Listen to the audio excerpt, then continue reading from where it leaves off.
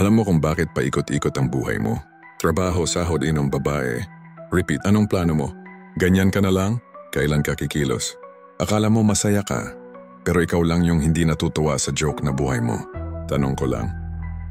Hindi mo pa rin ba naisip na walang nangyayari sa buhay mo? Kailan ka magsisimulang magbago? Welcome sa Dark Mind. Dito walang paligoy, puro brutal na katotohanan. Kung gusto mo ng pagbabago, hindi ng paawa. Like, comment, at subscribe ka.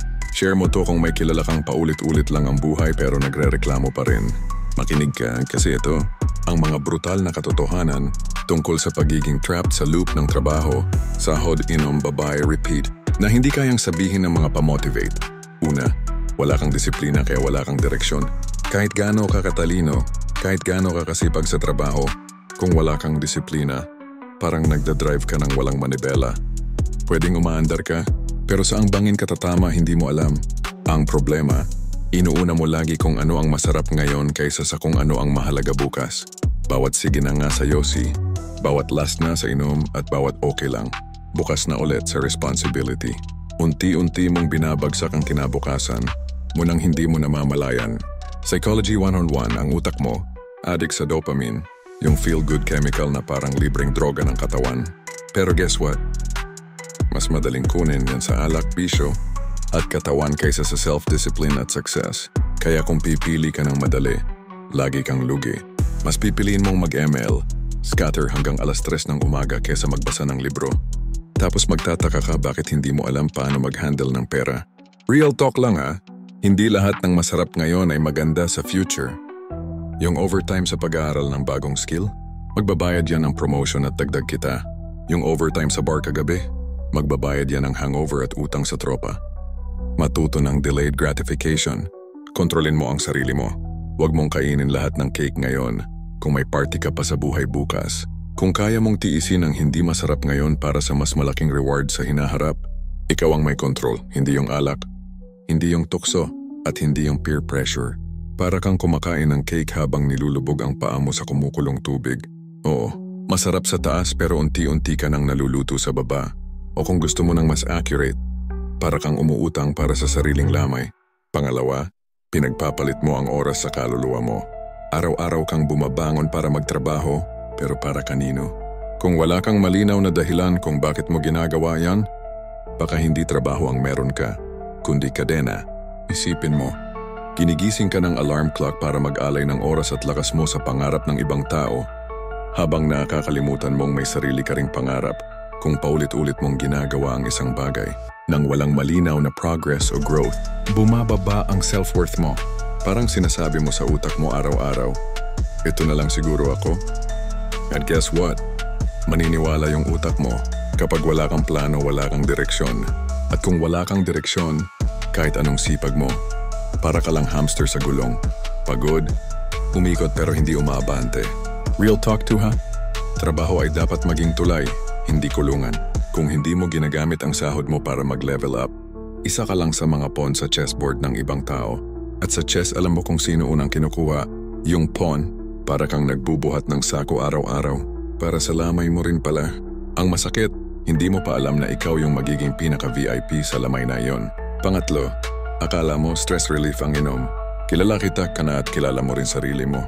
Pagod ka sa trabaho, mainit ulo mo at ang solusyon mo, isang bote, 2 bote, hanggang mawala na ang bilang. Inom pa more. Sabi mo, para mawala ang stress. Pero tanong ko lang, natanggal ba talaga ang stress? O tinakpan mo lang sandali? Gusto mo lang uminom eh. Ang alak hindi lumulutas ng problema, tinutulog lang. At paggising mo kinabukasan, nandun pa rin ang problema. Plus may dagdag kang sakit ng ulo, ubos na wallet, at minsan mas malala pang gulo. Study shows alcohol messes up your brain chemistry. Binababa ang self-control at decision-making skills. Kaya habang iniisip mong nagpapahinga ka ang totoo, pinapababa mo lang ang kakayahan mong ayusin ang buhay mo. Kung talagang gusto mong ma-relieve sa stress, ayusin mo yung pinagmumulan ng stress, hindi yung utak mo lang. Parang bahay yan na may tagas. Pwede mong lagyan ng timba pansamantala, pero mas mabuting ayusin mo yung bubong. Lasing ka kagabi, laspag ka ngayon, lugi ka bukas. At kung iipunin mo lahat ng ininom mo sa buong taon, baka may puhunan ka na sa negosyo o pambili ng gamit na matagal mo nang gusto. Para kang nagpa-practice magpakamatay.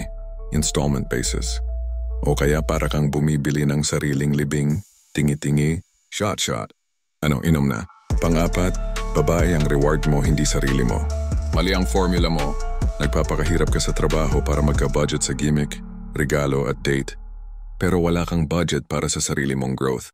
Mas inuuna mong pasayahin ang iba kaysa palaguin ang sarili mo. Kung hinahanap mo ang self-worth mo sa ibang tao, lalo na sa romantic validation, hindi mo yan makikita. Bakit? Kasi self-worth ay self-worth. Dapat sa loob ng gagaling, hindi sa palakpak o atensyon ng iba. Kapag iniisip mong kapag may partner ako, okay na ako, para mo na ring sinasabi na kulang ka kung mag-isa ka. And guess what?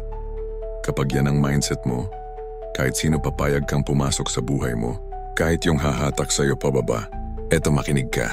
Ayusin mo muna ang sarili mo. Hindi mo kailangan maging milyonaryo bago magmahal, pero kailangan mo maging buo bago pumasok sa relasyon. Kung mahal ka talaga, hihilahin ka niya paakyat, hindi tataliin para manatili kang nasa baba kasama niya. Mas okay nang mag-isa na umaangat, kesa may kasama ka nga pero pareho kayong lumulubog. Para kang kumakain ng cake na ikaw ang nag-bake, pero binigay mo lahat sa iba. Tapos nagtataka ka bakit gutom ka. O mas brutal, para kang nagbabayad ng tuition. Sa karelasyon mong babagsak din sa dulo. Gets mo? Panglima, wala kang sariling desisyon kaya parang NPC sa buhay mo. May kilala ka bang taong parang background music lang sa kwento ng iba?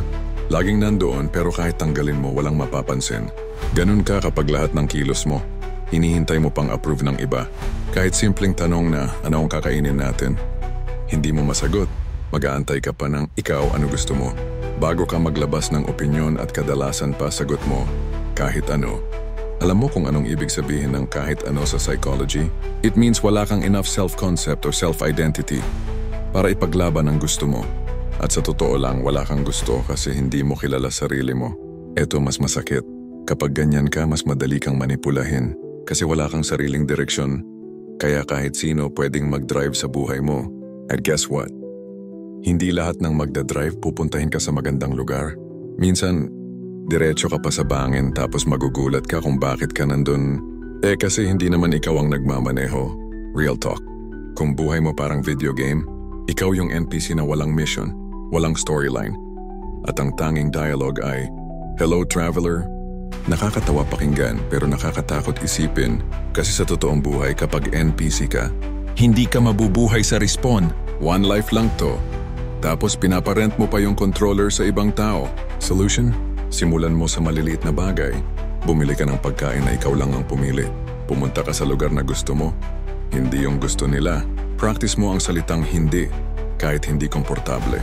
Kasi kung hindi mo gagawin, buong buhay mo magiging cameo role ka lang sa pelikula ng ibang tao. At guess what? Wala ngang nanonood. Pang-anim, wala kang tapang magputol ng cycle. Kaya mo naman. Ayaw mo lang masaktan sa proseso. Yung utak mo parang tamad na security guard. Ayaw ng gulo. Gusto lang nakaupo sa routine.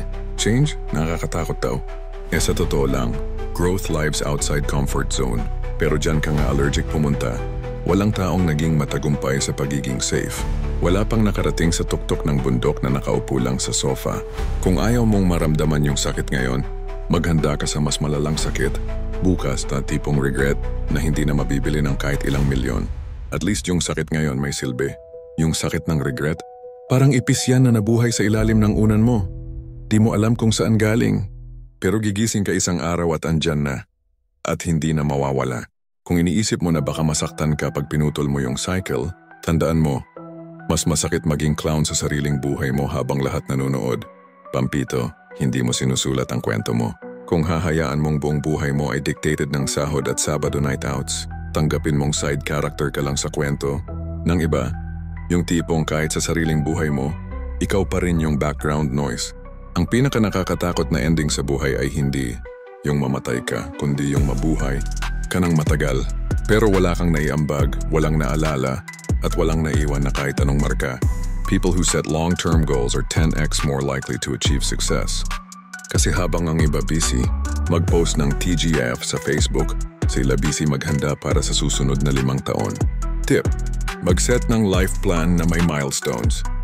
Hindi lang makabayad ng utang o makalibre ng inuman. Maglagay ng mga target na pwedeng ipagmalaki sa future mo. Hindi lang sa tropa mo sa kanto. Kung script ng buhay mo walang climax, malamang isa ka lang sa mga extra na walang dialogue. At malas mo pa, baka patayin ka sa unang 5 minuto ng pelikula para lang magkaroon ng dramatic effect. At alam mo ang mas masakit? Kahit sa funeral scene mo walang background music kasi wala talagang may pakialam. Makinig ka. Lahat ng dahilan mo, lahat ng palusot mo, masisira lang sa isang tanong na masakit pakinggan. Gusto mo bang ganyan hanggang mamatay ka?